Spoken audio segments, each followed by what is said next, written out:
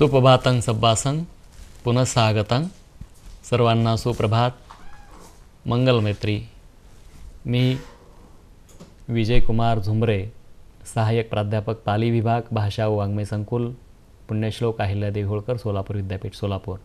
आज आपण या ठिकाणी जो 5वा विषय तुम्हाला आहे त्याला आपण ओपन इलेक्टिव्ह टेक्स्ट म्हणतो. तर तो आपण सर्वांनी घेतलात, पाली विषय घेतला, त्याबद्दल सर्वांचं प्रथम अभिनंदन करतो. या अभ्यासक्रमामध्ये आपण खूप सोप्या पद्धतीनं पाली भाषा काय आहे आणि पाली भाषेमधील जो संस्कार पाठ, पाली बौद्ध संस्कार पाठ जो आहे तो कशा स्वरूपाने आपल्याला समजून घेता येईल, तो एक मुख्य उद्देश या अभ्यासक्रमासाठी ठेवलेला आहे. तर आपण जे पाली भाषा आहे किंवा जो पाली भाषा म्हणतो ते आजपर्यंत आपल्याला कधी ऐकेवात नाही आहे, परंतु आपण ऐकतो की बौद्ध उपासक असतील किंवा बौद्ध प्रचारक असतील ते पाली वंदना म्हणतात, बुद्ध वंदना म्हणतात, बुद्ध संस्कार पाठ करतात. जसं म्हणतो की आपण ऐकलेलंच असाल कधी कधी की बुद्धं शरणं गच्छामि, धम्मं शरणं गच्छामि, संघं शरणं गच्छामि, नमो तस्स भगवतो अरहतो सम्मा संबुद्धस्स. तर हे जे आहे हे पाली भाषा आहे आणि ही पाली भाषा आपल्याला त्रिपिटक साहित्यातून दिसून येते. आणि मग ही पाली भाषा जी आहे ती आपल्या भारतातली पुरातन भाषा, बुद्ध काळाच्या आधीपासूनची भाषा आपल्या भारतामध्ये प्रचलित होती. ती बोली स्वरूपामध्ये होती, जी आज आपल्याला बौद्ध संप्रदायामध्ये, बौद्ध धम्मामध्ये त्रिपिटक साहित्य जे आहे त्या साहित्यामधून आपल्याला मिळते. मग ह्या पाली भाषेचा आपल्याला योग्य प्रकारे जाणण्याचा आणि तो समजून घेण्याचा, आत्मसात करण्याचा, पर्यायाने आपल्या भारतीय 2500 वर्षापूर्वीचा भारतीय संस्कृतीचा वारसा जाणून घेण्याचा आपल्याला या माध्यमातून विशेष प्रयत्न होतो. त्यासाठी पुण्यश्लोक अहिल्यादेवी होळकर, सोलापूर विद्यापीठ, सोलापूर आणि विद्यापीठाने जो पुढाकार घेतलेला आहे किंवा पाऊल उचललेलं आहे ते खरंखरंच अभिनंदनीय आहे आणि स्पृहणीय आहे. तर या विषयाला सुरुवात करण्यापूर्वी मी सर्वांचं पुन्हा एकदा स्वागत करतो आणि सर्वांना शुभेच्छा देतो, हार्दिक अभिनंदनही करतो की तुम्ही सर्वात जुनी भाषा, प्राचीन भारताची भाषा जाणून घेण्याचा प्रयत्न करत आहात. तेव्हा आपण सुरुवात करूयात. पाली बुद्ध वंदना कशा स्वरूपाची असते आणि ती कशी सुरुवात होते. ठीक आहे. तर पहा, आपण ऐकलेलं आहे नमो तस्स भगवतो अरहतो सम्मा संबुद्धस्स. हा जो शब्द आहे आपल्याला नमो हा शब्द संस्कृतमध्येही दिसून येतो आणि पालीमध्येही दिसून येतो. साहजिक आहे, संस्कृत आणि पाली किंवा प्राकृत ह्या प्राचीन भाषाच आहेत. तेव्हा नमोचा अर्थ काय आहे? आपण आतासुद्धा प्रचलित भाषामध्ये नमो सुद्धा म्हणतो. नमो नमो नमो नमो असं म्हणतो आपण. पण हा बघा शब्द पूर्वीच्या काळातून आपल्याकडे येतो आहे. म्हणजे पाली भाषा ही आजच्या प्रचलित भाषेच्या कशा स्वरूपामध्ये एक प्रकारचं बेसिक होतं ते आपल्याला याच्यातून दिसून येतं. हाही भाग आपण या ठिकाणी जाणून घेऊ शकतो. तस्स भगवतो अरहतो सम्मा संबुद्धस्स. याचा अर्थ काय आहे? नेमकं का म्हणतो आपण? कशासाठी म्हणतो? जे बौद्ध संप्रदायामध्ये किंवा बौद्ध लोकांमध्ये जे बौद्ध अनुयायी म्हणतात, स्वतःला बौद्ध हे करून घेतात, ते हे वंदना म्हणतात, ते हे उच्चारण करतात. पण नेमका त्याचा अर्थ काय आहे?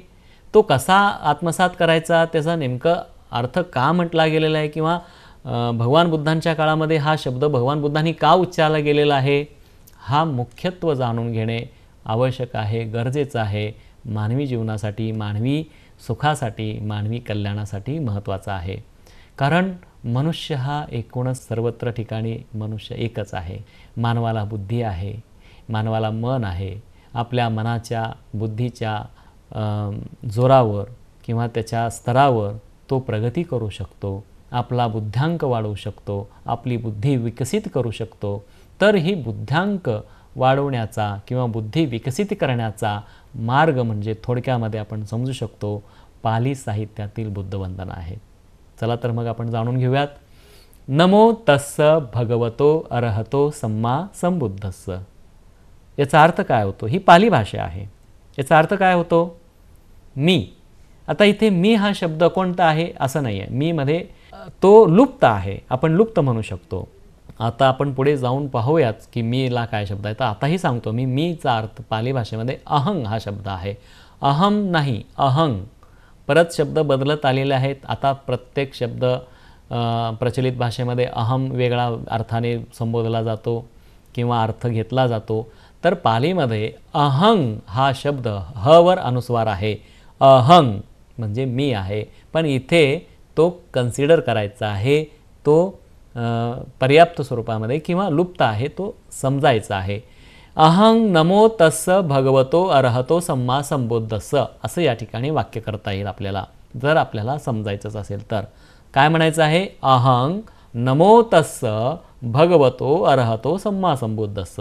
मग अहंग हा त्या ठिकाणी लुप्त आहे, समजायचं आहे. मग काय येणार?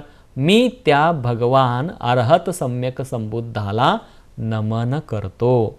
नमो अहं नमो तस्स, तस्स म्हणजे त्या. कुणाला? त्या जो भगवत आहे. भगवत म्हणजे काय? तृष्णामुक्त. भगवा, भगवा, भगवतो हा शब्द भगवा या शब्दापासून आलेला आहे. भगवा हा शब्द पाली शब्द आहे. भगवतो, भगवा, भग म्हणजे नष्ट करणे, भग म्हणजे दूर करणे, नष्ट करणे. भगवा, वा म्हणजे तृष्णा, आसक्ती, मोह, जे वाईट विकार आहेत त्या सर्वांना नष्ट केलेला, तृष्णामुक्त झालेला असा तो भगवा.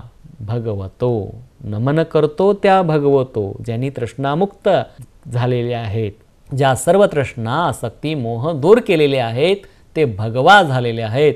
नमो तस्स भगवतो अरहतो, जीवनमुक्त झालेले आहेत. जीवनमुक्त म्हणजे काय? या मानवी जीवनातून मुक्तता त्यांची झालेली आहे. जो मानवी जीवन आसक्तमय आहे, लोभमय आहे, द्वेषमय आहे, तिरस्कारमय आहे, ह्या सर्व विकारातून ते मुक्त झालेले आहेत. लोभमुक्त झालेले आहेत, रागमुक्त झालेले आहेत, क्रोधमुक्त झालेले आहेत, तृष्णामुक्त झालेले आहेत. त्यांना आपण जीवनमुक्त अरहत म्हणतो. म्हणजेच या भौतिक जीवनाविषयी त्यांचा मोह राहिलेला नाही आहे. भौतिक जीवनाविषयी त्यांचा काही लोभ राहिलेला नाही आहे. भौतिक जीवनातील प्रत्येक घटकाविषयी, पदार्थाविषयी, वस्तूविषयी काहीच त्यांचा लोभ नाही, मोह नाही, आसक्ती नाही, द्वेष नाही, तिरस्कार नाही. असे ते जीवनमुक्त, त्यांना आपण अरहत म्हणतो. म्हणून मी नमन करतो. अहं नमो तस्स त्या भगवतो तृष्णामुक्त अरहतो जीवनमुक्त सम्मा संबुद्धस्स. बुद्धस्स, स ला, स अर्थ आहे प्रत्यय लागतो, ला विभक्ती प्रत्यय आहे, तो द्वितीय विभक्ती म्हणतो त्याला आपण. सम्मा संबुद्धस्स, सम्माचा अर्थ काय आहे? संतुलित चित्तयुक्त असलेला. थोडक्यामध्ये आपण जाणून घेत आहोत, तसं खूप मोठ्या व्यापक प्रमाणामध्ये याचं विश्लेषण करता येतं, पण वेळेअभावी आपल्याला थोडक्यामध्ये जर शॉर्टमध्ये जर जाणून घ्यायचं असेल तर अशा अवस्थेचा, अशा चित्त अवस्थेचा ज्या चित्तामध्ये कोणत्याही तृष्णा नाहीत, आसक्ती नाही, मोह नाही, लोभ नाही, राग नाही, क्रोध नाही, कोणत्याही प्रकारचा द्वेष नाही, तिरस्कार नाही, मैत्री आहे, करुणा आहे, केवळ अशा चित्ताने युक्त असलेला संतुलित मनाचा, संतुलित चित्ताचा त्याला आपण सम्मा म्हणू शकतो. त्याला सम्मा संबुद्ध, जो उच्चतम ज्ञानाची, परमज्ञानाची ज्यांनी प्राप्ती केलेली आहे, बुद्ध्यांक वाढवलेला आहे, बुद्धीचा विकास परिपूर्ण केलेला आहे, असा सम्यक संबुद्ध जो करुणायुक्त होता, जो विकारमुक्त झाला तो करुणायुक्त झाला, जो लोभमुक्त झाला, जो मोहमुक्त झाला, जो द्वेषमुक्त झाला, जो तिरस्कारमुक्त झाला, तो करुणायुक्त होतो, मैत्रीयुक्त होतो, उपेक्षायुक्त होतो, तो सम्यक संबुद्ध होतो. पहा किती गहन, गंभीर, सखोल असं तत्व या एका वाक्यामध्ये आहे. नमो तस्स भगवतो अरहतो सम्मा संबुद्धस्स. ज्यांनी प्राप्त केलेलं आहे, हे काय प्राप्त केलेलं आहे? तृष्णामुक्त झालेलं आहे, जीवनमुक्त झालेलं आहे, सम्यक संतुलित मनाचे झालेले आहेत, संतुलित चित्ताचे झालेले आहेत. मनाचं चुकीचा शब्द आहे खरं तर, संतुलित चित्ताचे झालेले आहेत ते. आणि आपल्या चित्तामध्ये समस्त प्राणीमात्रांविषयी करुणा, मैत्री, मुदिता, उपेक्षा अशाने युक्त असलेले हे सम्यक संबुद्ध आहेत. त्यांना मी नमन करतो, आदर करतो, हा त्याचा उद्देश आहे. ह्या उद्देशाने म्हणतो का आपण? सांगा बरं. बघा किती मोठं याच्यामध्ये तत्व सिद्धांत लपलेला आहे. हे म्हणत असताना आपण ते समजून घेऊन म्हटलं तरच त्याचा प्रभाव आपल्या मनावर, आपल्या चित्तावर होतो आणि आपण स्वतःला आत्मसंमापनिधीला, योग्य मार्गाला लावतो. तरच लावतो, अन्यथा लावू शकत नाही. नाहीतर नुसतं बडबड करून आम्ही असं आहे तसं आहे, नमो तस्स भगवतो अरहतो सम्मा संबुद्धस्स म्हटलं की झालं, असं नाही आहे. हे मानवी जीवनाला योग्य प्रकारे वळण लावण्याचं, जसं आहे तसं योग्य प्रकारे आचरण करायला लावणारं हे तत्वसिद्धांत आहे.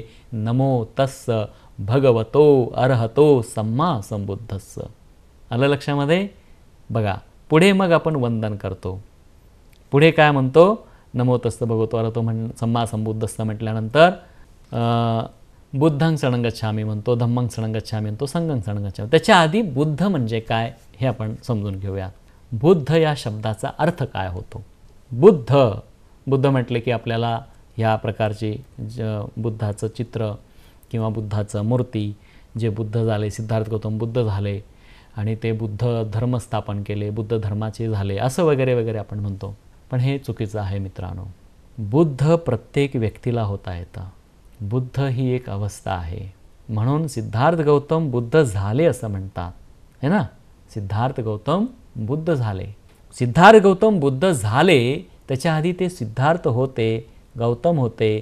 ते सिद्धोधन राजाचे, महामाया राणीचे ते पुत्र होते, कपिलवस्तू नगराचे राजपुत्र होते, असं आपण म्हणतो. म्हणजे ते मानवी जीवनातच आलेले आहेत, मानवी जीवन जगत आलेले आहेत. त्यांचं विवाह झालेला आहे, त्यांना एक पुत्र राहुल नावाचा आहे. आणि मग नंतर ते 35व्या वर्षी, जेव्हा ते 29व्या वर्षी ग्रहत्याग करतात आणि मग 6 वर्ष साधना करतात आणि मग 35व्या वर्षी त्यांना बुद्धत्व प्राप्त होतं आणि मग ते बुद्ध होतात. बुद्ध गया या ठिकाणी पिंपळाच्या वृक्षाखाली ते बुद्ध होतात. मग बुद्ध म्हणजे काय? बुद्ध या शब्दाचा अर्थ काय आहे? तर मराठी म्हणजे आता आपण असं समजतो. तर पालीमध्ये बुद्ध हा शब्द बुद्धो असा उच्चारला जातो. आपण समान याच्यामध्ये आपण त्याला शब्दाचा अर्थ काय आहे, तो कसा उच्चारला जातो हेही आपण शिकूयात. पालीमध्ये नुसतं बुद्ध म्हणता येत नाही. एकवचनीला आपल्याला बुद्धो असा शब्द उच्चारावा लागतो. जसं आता मी माझं नाव विजयो किंवा विजय कुमारो असं म्हटलं तर ओ लागतो. ओ हा प्रत्यय लागतो. तो प्रथमा विभक्ती म्हटलेला आहे, आपण व्याकरणामध्ये शिकलेला आहे. तर अशा प्रकारे बुद्धो हा एकवचनी शब्द पालीमध्ये आहे. तो एक बुद्ध आपण समजतो. बुद्धं, आता बुद्धं शरणं गच्छामि म्हणतो ना आपण. मग बुद्धं हा शब्द जो आहे तो पालीमधलाच आहे.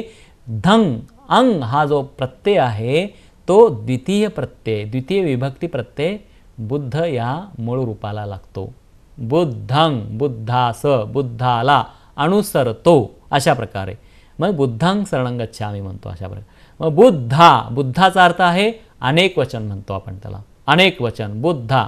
बघा आपण प्रचलित भाषेमध्ये बुद्ध हा शब्द वापरला, पालीमध्ये तो बुद्ध होतो एक वचनामध्ये. बुद्धाच म्हणायला गेल्यानंतर बुद्ध हा शब्द होतो आणि बुद्धा हा प्रत्यय लावला तर तो अनेक वचन होतो, अनेक बुद्ध होतात. मग असे अनेक बुद्ध झाले आपल्या भारतीय परंपरेमध्ये.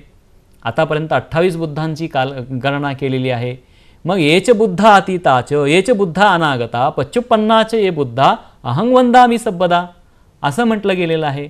याचाच अर्थ असा होतो कोणी व्यक्ती हा बुद्ध नाही आहे, तर प्रत्येक व्यक्ती बुद्ध होऊ शकतो. बुद्ध म्हणजेच विकसित बुद्धीची विकसित अवस्था, परिपूर्ण बुद्धीची विकसित अवस्था, याला बुद्ध म्हणतात. बुद्ध ही संकल्पना समजणे अतिशय आवश्यक आहे. बुद्ध म्हटलं तर आपण एक ठराविक अशा वर्गाला किंवा ठराविक अशा मूर्तीला किंवा त्या प्रतिमेला आपण समजतो, पण तसं नाही मित्रांनो. बुद्ध या शब्दाचा अर्थ आपल्या मनुष्याची परिपूर्ण अवस्था, विकसित अवस्था ज्याला प्राप्त करता येते, त्याला परिपूर्ण ज्ञान प्राप्त करता येतं, तो परिपूर्ण ज्ञानी होतो, तो बुद्ध होतो. म्हणून बुद्ध उत्पन्न होतात म्हणतात. सिद्धार्थ गौतम बुद्ध झाला. कधी झाला? तो साधनेने बुद्ध झाला, सदाचरणाने बुद्ध झाला, सविचाराने बुद्ध झाला. अशा प्रकारे तो बुद्ध झाला आणि तो बुद्ध जसा झाला तसं मी सुद्धा बुद्ध होतो. म्हणून म्हणायचं आहे बुद्धं शरणं गच्छामि. असा त्याचा अर्थ होतो. तर अशा प्रकारे आपण बुद्ध ही एक अवस्था आहे. बुद्ध जन्मास येत नाहीत, बुद्ध उत्पन्न होतात. म्हणून सुखो बुद्धानं उपादो सुखासद्धम्म देसना असं म्हटलं. सुखो बुद्धानं उपादो, बुद्ध उत्पन्न होणे हे सुखदायक असतं, ज्ञानी होणं हे सुखदायक असतं, प्रज्ञावान बनणं हे सुखदायक असतं, प्रज्ञावंत होणं हे सुखदायक असतं. प्रज्ञावंत झाला, ज्ञानी झाला तर मनुष्य अज्ञानापासून दूर जातो. अंधरूढी, अंधश्रद्धा, अंध परंपरा या गोष्टीपासून दूर जातो. त्याला योग्य दृष्टी प्राप्त होते, तो बुद्ध होतो. म्हणून बुद्ध होणे सुखदायक म्हटलेलं आहे पालीमध्ये. सुखो बुद्धानं उपादो हा शब्द आपल्याला दिसून येतो. मग आपण बुद्धां शरणं गच्छामि का म्हणतो? का म्हणायचं बुद्धां शरणं गच्छामि? म्हणजे मी बुद्धाला शरण जातो असं म्हणता येतंय? अजिबात नाही आहे. जसं सिद्धार्थ गौतम बुद्ध झाला किंवा सिद्धार्थ गौतमाने बुद्धत्वाची प्राप्ती केली, त्याप्रमाणे मी सुद्धा बुद्धत्वाची प्राप्ती करू शकतो. बुद्धांनी जसा मार्ग दर्शविला, मार्ग दाखविला, त्याच मार्गाचं मी अनुसरण करतो. म्हणून म्हणतो बुद्धां शरणं गच्छामि. गच्छामीचा अर्थ आहे जातो. संस्कृतमध्ये पण गच्छामी आहे, पालीमध्ये पण गच्छामी आहे.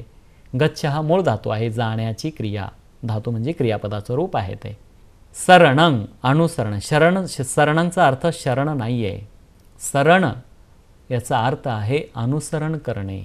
म्हणून अनुसरणामध्ये शरण शब्द आहे. शरण हा शब्द नंतरश आलेला आहे.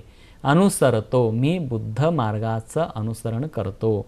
बुद्ध मार्ग, ते बुद्ध कसे झाले त्या पद्धतीनं मी अनुसरण करतो. अशा प्रकारे मग कसे बुद्ध झाले, बुद्ध मार्ग कसा आहे, कशा स्वरूपाचा आहे, मग बुद्ध कशाला म्हणायचं? मग म्हटलं गेलेलं आहे इतिपिसो भगवा अरहं सम्मा संबुद्धो विद्याचरण संपन्नो सुगतो लोकविदो अनुत्तरो पुरीसदम्म सारथी सत्थादेव मनुस्सानं बुद्धो भगवाती. हा बुद्ध मार्ग आहे. हे बुद्ध गुण आहेत.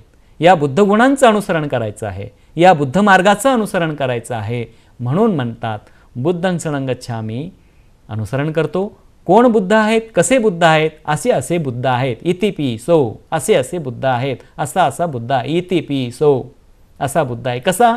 भगवा. मगाशी मी म्हटलो भगवा, ज्यांनी तृष्णा नष्ट केलेली आहे, तृष्णा मुक्त आहेत. अरहंत, जीवन मुक्त आहेत. सम्मा संबुद्धो, सम्यक संबुद्ध आहेत. विद्याचरण संपन्न आहेत. अनेक विद्यानी, अनेक ज्ञानानी युक्त आहेत. विद्याचरण संपन्न. सुगतो, त्यांची गती सुगती झालेली आहे, ते सुगत झालेले आहेत. लोकविदो, लोकविदोचा अर्थ आहे प्रत्येक वस्तूला, प्रत्येक जीवाला, प्रत्येक सत्वाचं उत्पन्न आणि नष्ट होणं काय आहे हे जाणणे म्हणजे लोकविद आहे. लोकविदो अनुत्तरो, सर्वश्रेष्ठ आहेत. पुरीस धम्म सारथी. पुरीस धम्म सारथी म्हणजे काय? पुरुषांचं, जो पुरुष किंवा जी व्यक्ती आहे, पुरुष व्यक्ती इथं धरतो आपण, जो दमनशील आहे, जो दमनशील आहे म्हणजे काय? आपल्या विकारांना तो दमन करत आहे, आपल्या विकारांना तो दमन करण्याच्या मार्गावर घेऊन जात आहे, तो दमनशील आहे. आपण विकसनशील म्हणतो का नाही, आपण अजून विकसित नाही आहे, विकसनशील आहे.